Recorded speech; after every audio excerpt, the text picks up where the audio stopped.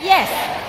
Well, a big part of thriving in your life, and we spoke about this yesterday, is identify your calling, living a purpose-driven life. And a big part of the purpose at Jeunesse lies in our cause-driven focus behind Jeunesse Kids. How many of you have heard of Jeunesse Kids? You know, we started Jeunesse Kids back in 2012, and we were making trips to different communities around the world. And what we realized is that there's so much more that we could do. We were going and we were feeding hungry children meals, and we realized that the day after we would leave these communities, that child would be just as hungry as the day before we got there. And we sought out to find something more sustainable. And at Jeunesse Kids, we talk about our mission as a company, as a cause. And Jeunesse Kids, our mission is dedicated to creating a positive impact in the lives of children worldwide, empowering communities to give children a brighter future.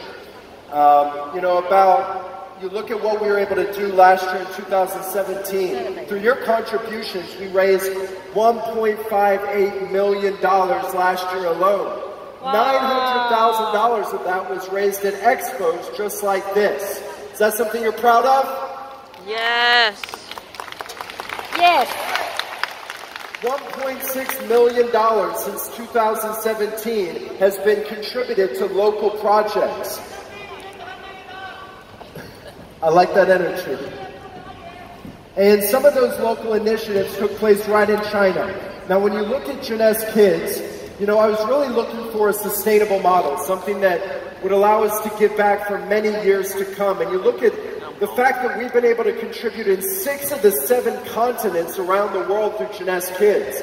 6 of the 7 continents we've been able to contribute in with different local initiatives. And about 5 years ago, I began on a search to find a charity that would offer something more sustainable, something that would last generations after generations. And I came across a very compelling story, and the story was of a 12-year-old boy. And it was a 12-year-old boy that walked into Capitol Hill in Washington, D.C. in the United States to speak out against child labor in Southeast Asia. And at a very young age, he got featured on the Oprah Winfrey Show. Have you guys heard of Oprah Winfrey back in the United States? Yes. He was featured on the Oprah Winfrey Show and founded this charity in the garage of his parents' home with his older brother and his 5 friends from school. Talk about a visionary. He had a huge vision at a young age. And I was very proud that 5 years ago we partnered with a charity known as the We Charity. Based in Canada, they've been around since the 1990s. And what I loved about the We Charity is they focus on 5 pillars, and they have something called Adopt a Village. And what I loved about Adopt a Village is we could go in as one Jeunesse Kids family and go into a rural community in a village somewhere in the world, in different countries, and we could focus on these 5 pillars. And the 5 pillars that they focus on for these villages starts by building schools, and those schools in these rural communities provide employment, but also provide education to the children of the communities. They build hospitals to provide medical care. They drill water wells to provide clean drinking water for the families in these communities. And they teach agriculture. So instead of feeding these families food, they're teaching these communities to farm their own food so that you know it's a fully sustainable model. Instead of a hand-me-down model, it's a hand-me-up model. They're empowering these communities to rise up out of poverty. And I'm very proud that we're actually celebrating 5 years since we partnered with the We Charity. We've sponsored 4 villages, adopted 4 villages, one in rural China in Dalhousie, also in Irkut, Kenya, also in Los Rios, Ecuador, and very recently in Kalajar in India. And very excited to announce today that we actually have 2 new projects that we want to announce to all of you, our Greater China family. And when you talk about Jeunesse Kids and the cause-driven focus, it's something that is very near and dear to our hearts. It's something I'm deeply passionate about.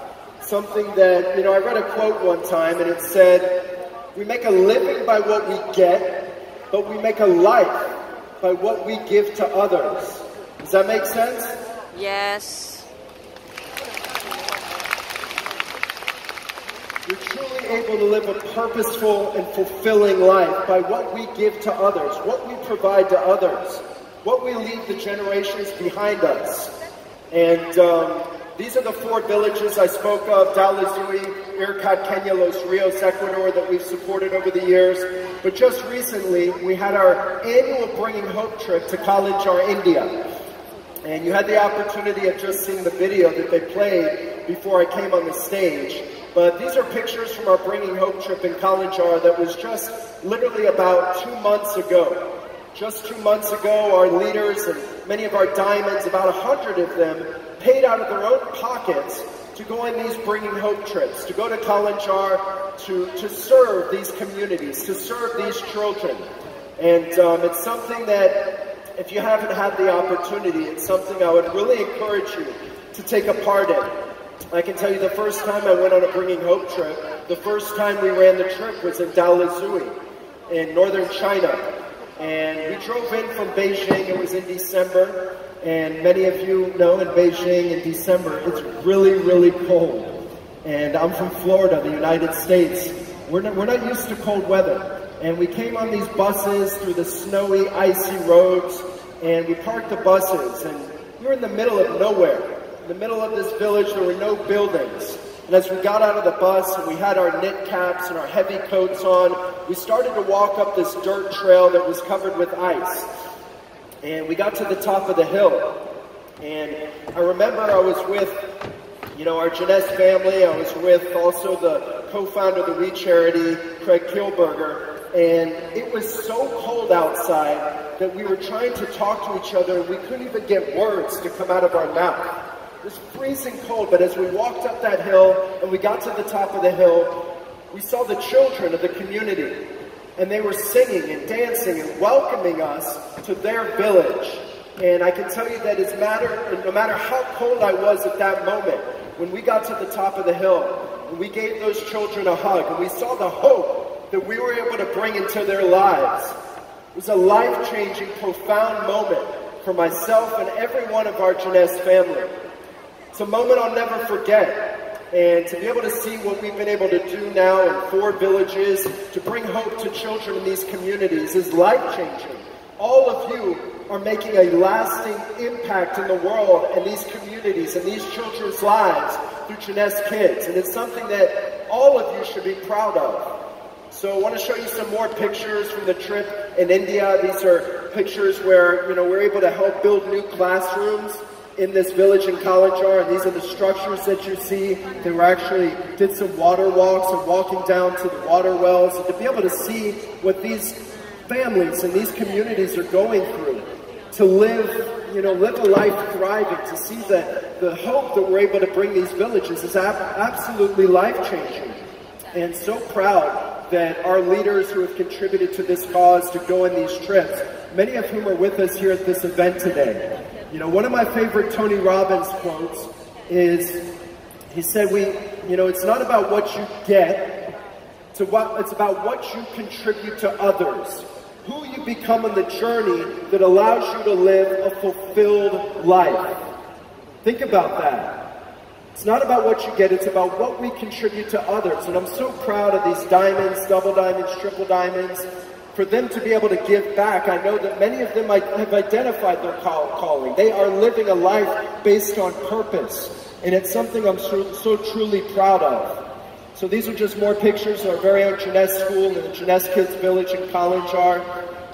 Really great things we're doing there for the community.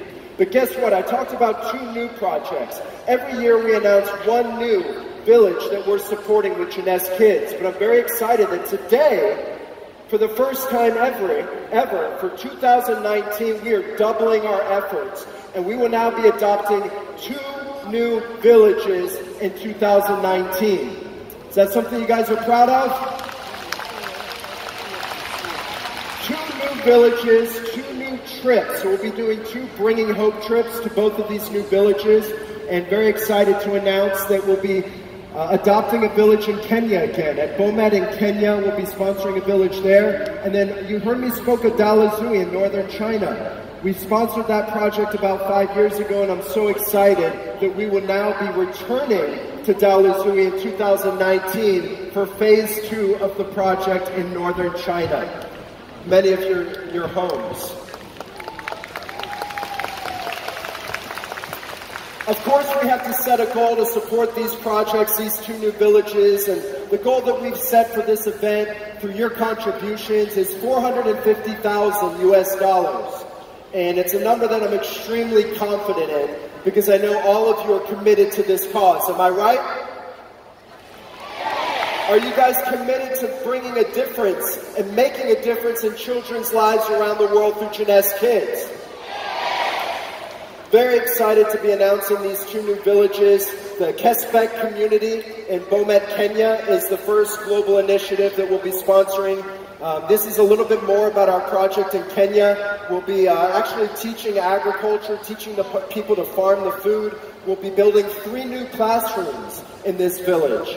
We'll be teaching health and preventative treatments for the students to be able to, fight the diseases and the challenges that they face from a health standpoint.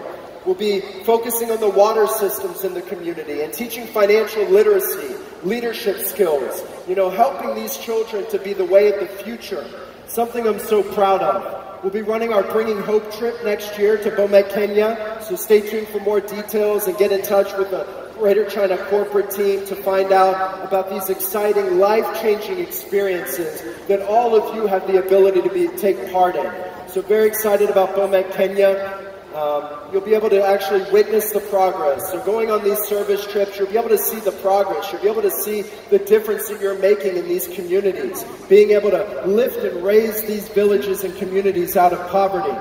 We'll be doing also, it's a service trip, but we throw in some fun stuff as well with the safari. So there'll be a safari included as well. July 26th through August 2nd will be our service trip to Bomet, Kenya. And then, of course, increasing our impact in China, increasing our impact in Dalazui. Very excited. I'll never forget that first trip, but I'm truly, truly excited to be returning there next year to be able to see the progress in this community. We'll be doing a school lunch program in greenhouse, teaching them, to grow their own plants and food in the greenhouse. A new playground for the children to be playing in the new playground. A household chimney program. There's so much, during the cold winters of providing a chimney and teaching them to have a good household. Opportunities, so sustainability through animal husbandry programs. Truly excited about what we'll be doing in Dalazui next year. And all of you, of course, have the opportunity to take part in that and witness the progress in Dalazui and to learn how we're continuing to improve the lives of children in our very first